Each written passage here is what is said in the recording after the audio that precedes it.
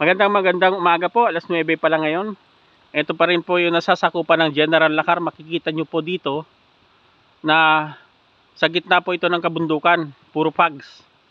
Ayan, yung mga dinadaanan ng mga riders, 4x4, ayan po yung mga dinadaanan nila. Sobrang malalim, kaya kailangan nakahanda kayo bago kayo pumunta dito.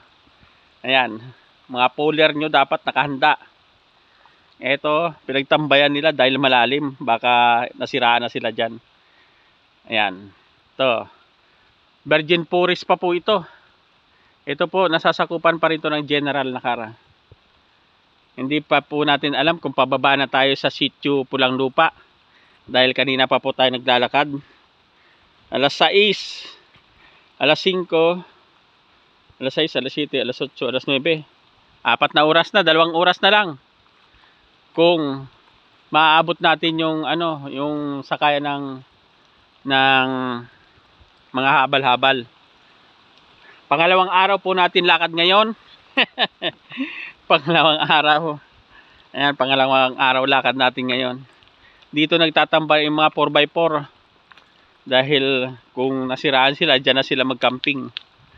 Ayan, makikita nyo po dito, Virgin Forest pa po yan. Yung usok na yan, usok ng kalikasan po yan. Nakikita nyo dito na Virgin Forest pa tong kagubatan na to. Dito po pinagbabawal ang pagputol ng puno. Kasi pag nahuli po kayo nagputol dito ng punong malaki, nako, kulong po kayo. Kaya ingat-ingat po. Ayan. Medyo pababa na naman po tayo. Hindi natin alam kung malayo pa o malapit na. Tuloy lang ng lakad. Nakaka-4 na oras na po tayo naglalakad ngayon. Mula sa Sitio Dinigman, Barangay Kanaway, General Lacar, Quezon. Napakasarap pong maglakad dito. Kung mga bata pa kayo, mga 30 to 40. Pero kung mga 60 to 70 na kayo, nako, wag na po kayong mga hasang maglakad dito. Napakalayo. Ayan, makikita nyo po ang mga puno dito. Ayan, malalaki pa. Yan ang katunayan na Virgin Forest pa po yung kagubatan dito. Ito pa rin po ang dadaanan ng bypass road going to Dingalan, Aurora, Cabanatuan City, Gabaldon, Nueva Ecija. Ayan, ito po yung magiging bypass road. Dadaanan po ito.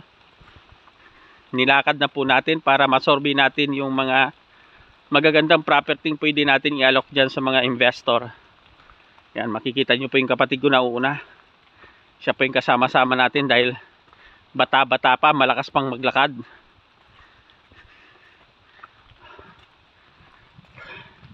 Ito pong lugar na to, nasasakupan po nito, Sitio Pulang Lupa, Barangay Umiray, General Lacar, Quezon. Ayan, pinalusutan po dito ni Mayor Isi ng kalsada. Inaayos niya nung tag-araw. Pero ngayon parati pong maulan dito. Ayan, makikita nyo po pag Virgin Forest. Ayan, ang mga puno, ang lalaki. Ang lalaki po ng puno na pag Virgin Forest po, makikita nyo po ganito parati. Laging umuulan.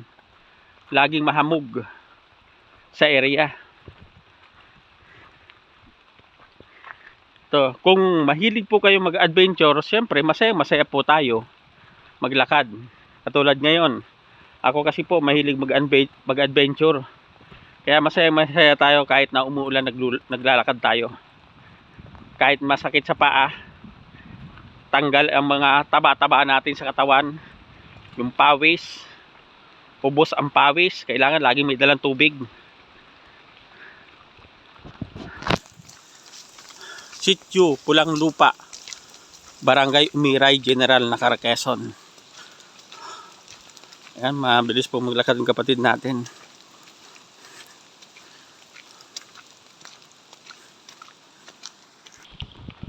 Ang gandang ilalim ng mga punong kahoy. Wow!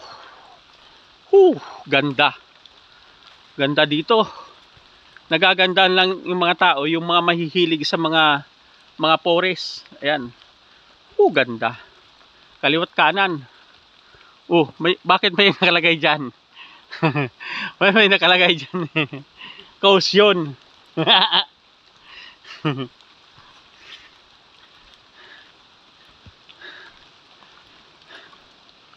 Bawal pumasok.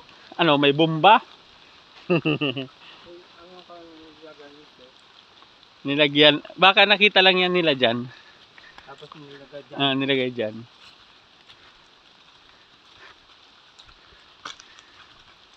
Wala pa naman ditong mga ano, mga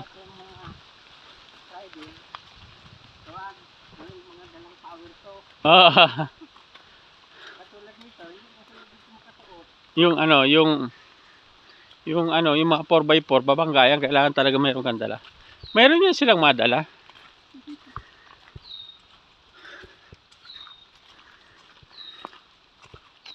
Ang ganda ng kagubatan. Sitio Pulang Lupa, Barangay Umiray, General Nakar, Quezon.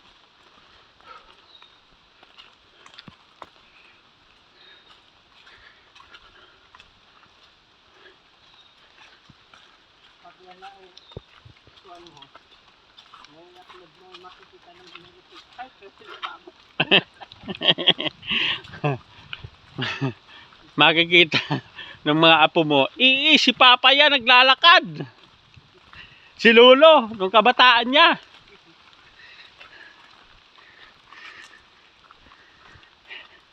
Eto, pag matanda na tayo, re-reviewin lang natin yung yung mga video natin.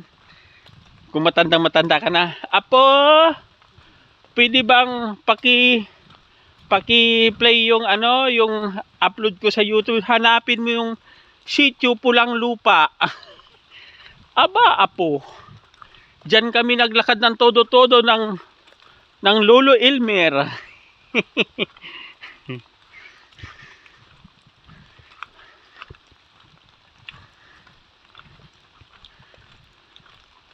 Bah, napaka-lamig dito. Ano, Noy?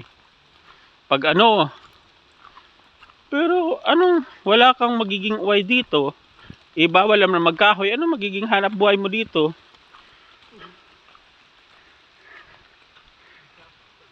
May sapa. Makakaigib na naman tayo ng tubig.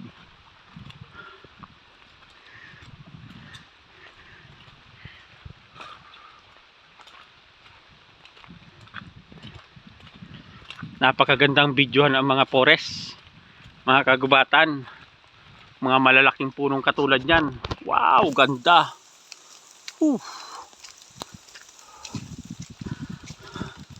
Sasabihin na naman ng mga nagko-comment nito, anong kinaganda ng puno?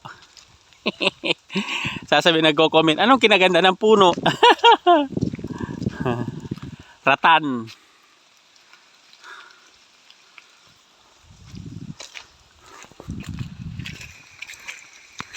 Yan ang bumubuhay sa mga sapa. Yung mga kagubatan na yan, bumubuhay sa mga kailugan. Nag-i-stack ng tubig yung mga puno na yan. Kaya maganda talaga ang lugar na maraming puno. Kaya dito sa amin, sa General Nakar, masarap ang mga isda dito.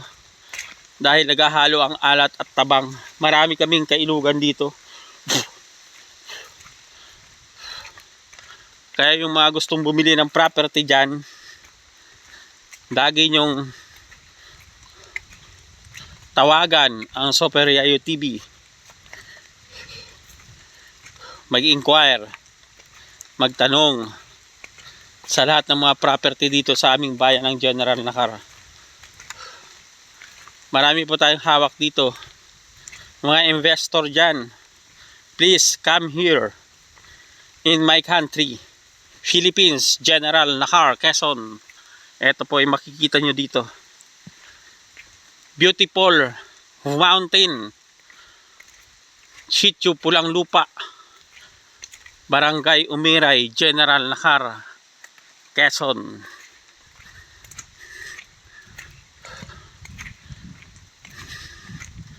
Maganda dito, hydro, Noy. Hydro.